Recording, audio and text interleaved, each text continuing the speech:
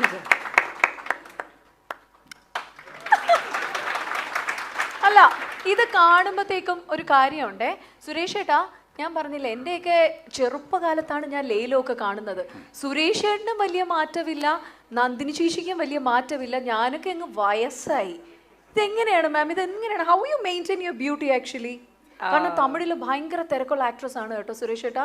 All over the television, reality shows ഇങ്ങനെ ഓടിക്കൊണ്ടിരിക്കുകയാണ്. എങ്ങനെയാണ് ma'am, any diet or something? No, yoga. Yoga. Yeah. Okay. Any specific food, or are you vegetarian or? Yeah, I basically am a vegetarian, and yoga does a lot for the body. So Even those times also, you were a vegetarian. yes, sir. Yeah. Suresh ഏട്ടൻ അങ്ങനെ എന്തെങ്കിലും diet എന്തെങ്കിലും ഉണ്ടോ? ഒന്നുമില്ല, diet ഒട്ടും ഇല്ലാത്ത ഏക ജീവി ഞാനായി ലോകത്ത്.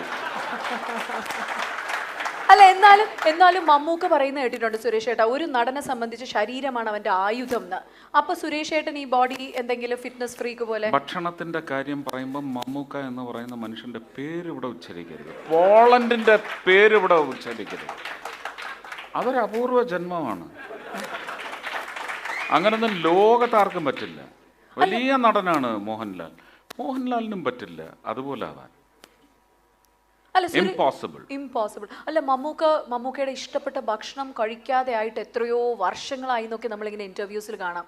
സുരേഷ് ഏട്ടൻ അങ്ങനെ ഇഷ്ടപ്പെട്ട ഒരു ഭക്ഷണം മുന്നിൽ കൊണ്ടുവച്ചിട്ട് ഇനി അടുത്തൊരു സിനിമയ്ക്ക് വേണ്ടി 10 കിലോ കുറയ്ക്കണം, ഇത് കഴിക്കാനേ പാടില്ല എന്ന് പറഞ്ഞ സുരേഷ് ഏട്ടൻ എന്ത് ചെയ്യും? എനിക്ക് പറ്റില്ല. ഞാൻ ആ ഉപദേശം വേണ്ടാന്ന് വയ്ക്കും, അത്രയേ ഉള്ളൂ. എൻ്റെ അടുത്ത് ഇപ്പം എൻ്റെ ഡോക്ടർ മോഹൻസ് ക്ലിനിക് ചെന്നൈ, അദ്ദേഹം പറഞ്ഞിരിക്കുന്നത് കഴിഞ്ഞ ഓഗസ്റ്റ് 15-നാണ് എനിക്ക് ഫുൾ ചെക്കപ്പ് ഉണ്ടായിരുന്നു.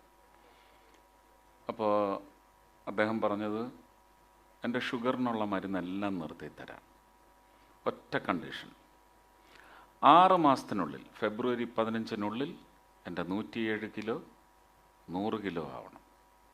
അതിനുശേഷം പിന്നെ ഒരു 9 മാസത്തിനുള്ളിൽ ആ 100 കിലോ 93 കിലോ ആവണം എന്ന് പറഞ്ഞ് എന്നെ അവിടെ നിന്ന് ഇറക്കി വിട്ടിരിക്കുകയാണ്. ഇപ്പോൾ ഒരു 2-2.5 കിലോ കുറഞ്ഞിട്ടുണ്ട്. അത് പക്ഷേ ഞാൻ അതിനുവേണ്ടി കഠിനാധ്വാനം ഒന്നും നടത്തിയിട്ടല്ല, കുറച്ച് നടത്തം കൂടുതൽ നടന്നു. അപ്പോൾ അതിൻ്റെ പശ്ചാത്തലത്തിൽ ഒരു 2.5 കിലോ ഞാൻ കുറഞ്ഞു.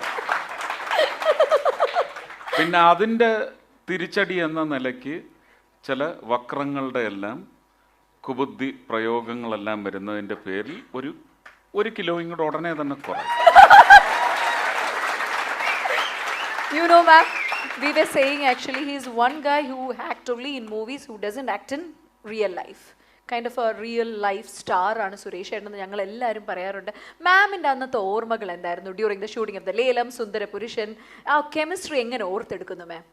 ഒറ്റ കാര്യം ഞാൻ പറഞ്ഞോട്ടെ, ഒരുപാട് കേക്ക്, ഒരുപാട് പാലപ്പം അല്ലെങ്കിൽ ഒരുപാട് ഭക്ഷണം ഞാൻ എവിടെ നിന്നെല്ലാം വാങ്ങിച്ചുകൊണ്ട് കൊടുത്തിട്ടുണ്ടെന്ന് ചോദിച്ച്, ആലപ്പുഴ വഴി വരുമ്പോൾ അവിടുന്ന്, കണ്ണൂരിൽ നിന്ന് വരുമ്പോൾ അവിടുന്ന്, കോഴിക്കോട് നിന്ന് എല്ലാം എത്ര ഭക്ഷണമാണ് ഞാൻ വാങ്ങിച്ചു കൊടുത്തിരിക്കുന്നത്. Yeah.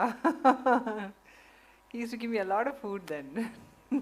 നന്ദിനി ചേച്ചിക്ക് മാത്രമേ ഉള്ളൂ അതോ വേറെ ആക്ടേഴ്സിനൊക്കെ ഉണ്ടോ? എല്ലാവർക്കും, സിദ്ദിഖിൻ്റെ അടുത്ത് ചോദിക്ക്, ഷമ്മിയുടെ അടുത്ത് ചോദിക്ക്, എല്ലാവർക്കും കിട്ടും. പക്ഷെ നായികന്മാർക്ക് കുറച്ച് കൂടുതലേ ഉള്ളൂ. അല്ല, ഹൗ സ്വീറ്റ് വാസ്, ഇതുപോലെ സ്വീറ്റ് ആയിരുന്നു സുരേഷ് ഏട്ടൻ സെറ്റിലൊക്കെ? എത്രയും ടോക്കറ്റീവ് അല്ലായിരുന്നു. Yeah, you were talking a lot. അധിക പ്രസംഗിയായിരുന്നു. No, not Adhika Prasangi. I remember first day when I went there, he wasn't feeling well. So I was taken to his room to be introduced to him. And he saw me and immediately, though he wasn't feeling well, he gave me a compliment. He said, "You're really tall and pretty," he said.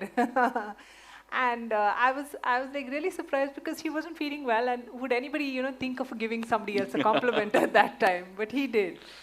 And so I was before I did the film, there were many things that were told to me about him, that he's a good actor, he's a good person and all that.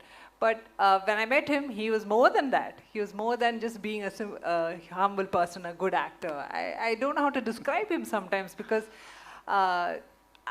അപ്പോൾ എനിക്ക് ഒട്ടും മലയാളം അറിയത്തില്ല, മനസ്സിലാവുന്നില്ല. And retake after retake ഒരു time ദേഷ്യം പറ്റതേ ഇല്ല. എന്നാലും which was one word actually മാമിന് ഏറ്റവും കഷ്ടം തോന്നിയത് ഏതായിരുന്നു ടു പ്രൊനൗൺസ് ഓൺ മലയാളത്തിൽ? Oh, I don't remember that because there were so many dialogues there.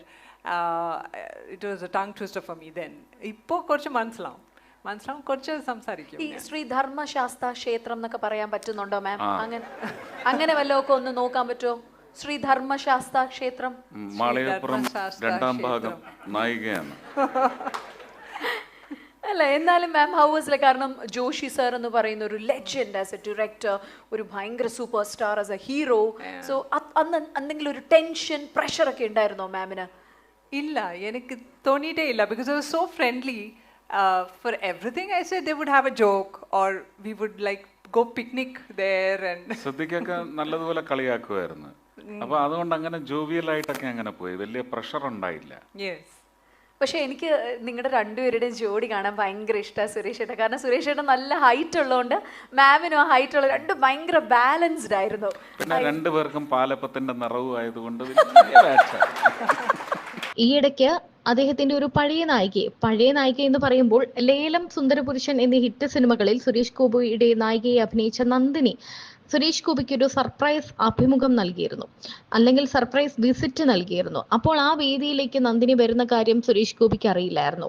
പിന്നിൽ വന്ന് കണ്ണുപൊത്തിയപ്പോൾ സ്തംഭിച്ച അവസ്ഥയിലായിരുന്നു സുരേഷ് ഗോപി. ഞെട്ടിയൊന്നുമില്ല, യക്ഷിയൊന്നും അല്ലല്ലോ എന്നായിരുന്നു സുരേഷ് ഗോപിയുടെ മറുപടി. പണ്ടൊരു TV ഷോയിൽ പാർവതി അഭിമുഖം ചെയ്തുകൊണ്ടിരിക്കുമ്പോൾ ജയറാം കയറി വരുന്ന ഒരു സീനുണ്ടല്ലോ, അന്ന് ഞാൻ കരുതിയത് അത് പ്ലാൻഡ് ആയിരിക്കുമെന്നാണ്. എന്നാൽ അല്ല എന്ന് ഇപ്പോൾ ബോധ്യമായി എന്നാണ് സുരേഷ് ഗോപി പറഞ്ഞത്. ലേലം സിനിമയിലെ ചില അനുഭവങ്ങളും ഓർമ്മകളും എല്ലാം ഇവർ സംസാരിക്കുന്നുണ്ട്.